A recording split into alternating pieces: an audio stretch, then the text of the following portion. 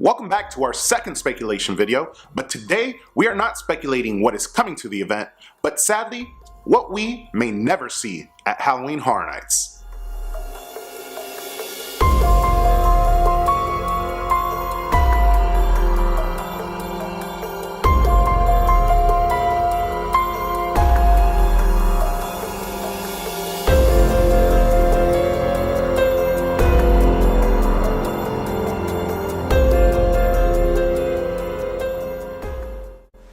So sadly, yes, there are some properties we may never see at the event.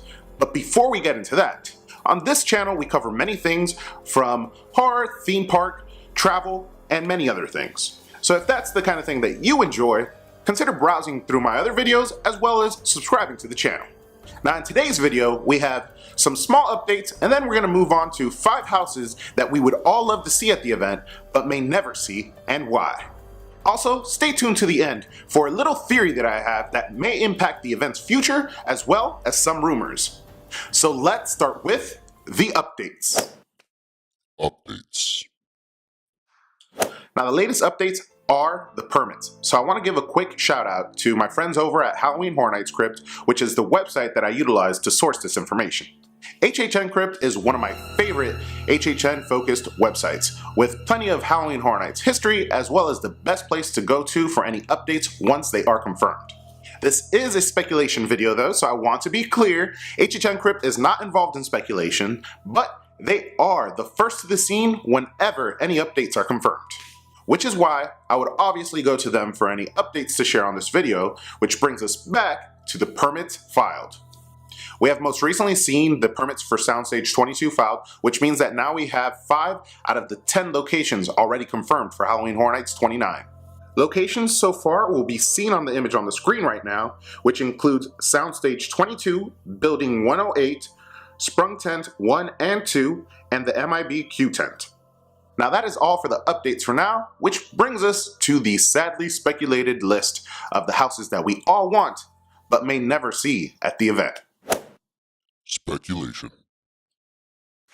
So for the first 3, they share the exact same reason as to why we may never see them at the event.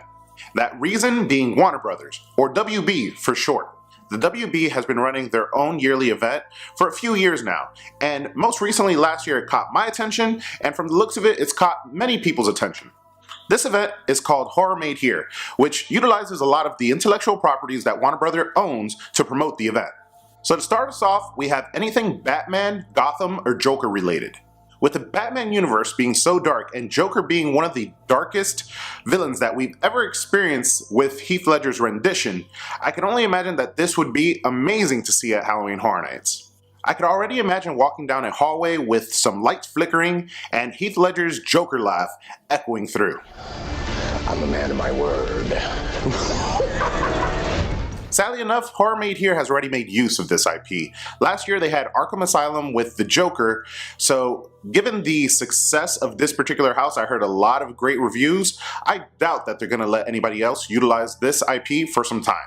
Now the next property that I'm going to mention has to be probably one of the most sought after by Halloween Horror Nights fans, and that is the Conjuring or anything Conjuring universe related.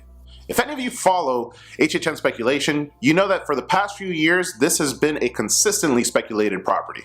Many may not know, but Horror Made Here has already brought The Conjuring and The Nun to life.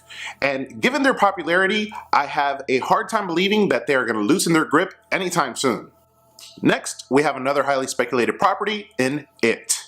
This is the clown that haunts your dreams and has forever made you distrusting of sewer drains. Now, if you haven't caught on already, just like The Conjuring and The Nun, Horror Made Here has already made use of it. And just like them, their popularity is our worst enemy. Now, all that being said, the silver lining here is that Warner Brothers and Universal have had successful negotiations in the past. Top that off with the fact that they don't have an East Coast event, they could easily license off these properties to the Orlando Universal Studios and make money on both East and West Coast. Don't hold your breath though, but the chance always exists. You mean not good like 1 out of 100? I'd say more like 1 out of 1 million.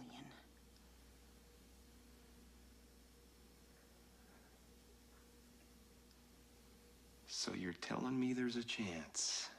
Now, the next two are owned by the big monopoly that you may know as Disney. Disney not only is a giant, but they have aggressively been purchasing Universal partners for some time now. Like their purchase of Marvel, which has a huge presence at the Universal Studios parks, as well as their most recent purchase of 21st Century Fox, which 21st Century Fox in the past has licensed out properties to Halloween Horror Nights, which brings us to our next property. And this property is American Horror Story. The impact of this recent purchase of 21st Century Fox can be felt as recent as last year, where American Horror Story was greatly speculated but was noticeably missing at the event.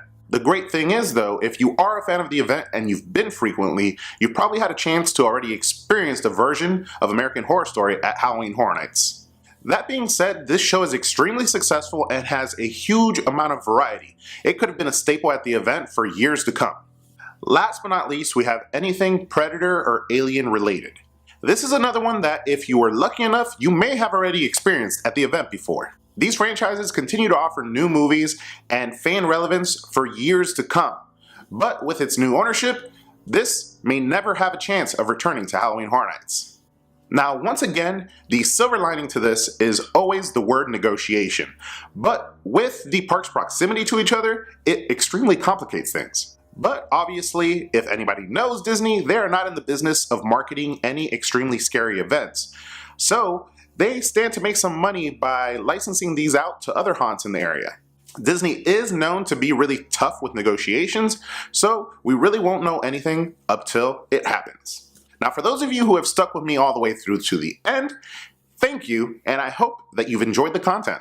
Now this brings me to a little theory that I have that I told you guys in the beginning of the video, and it could be the biggest silver lining yet.